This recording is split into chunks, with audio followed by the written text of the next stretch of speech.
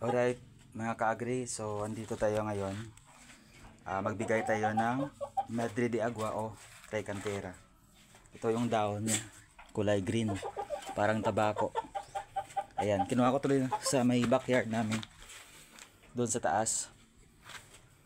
Bali, bibigay ko to sa mga manok.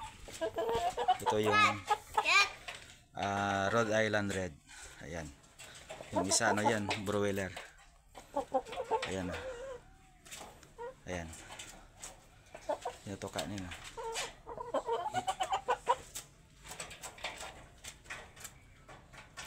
Ayan. Kumbaga, fiber lang naman yung makukuha nila dyan. Bigay natin. Dito.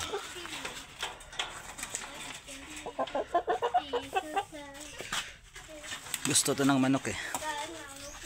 Isa rin to sa way para makales ka ng feed cost.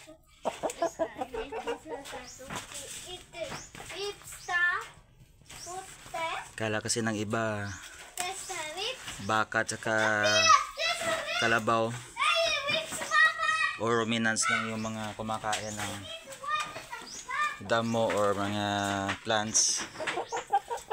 Pero actually yung mga manok ginagawa rin yan. Ayan. Ayan. Kilala nila yan. So ano yung nakukuha nila dito? Yung nakukuha nila dito sa Madre de Agua ay fiber. Ayan. Added ration yan sa kanilang tinutukang feeds. Ayan. So yung tanim na to madali itong dumami pag tinanim mo. Ayan, Madre de Agua. Tricantera yung ano nito, other term.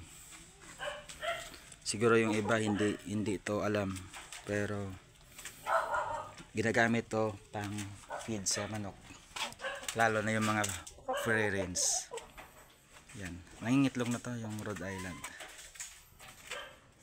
Ito na lang natira dito, inaayos ko pa kasi meron akong mga cages doon sa gilid. Yan.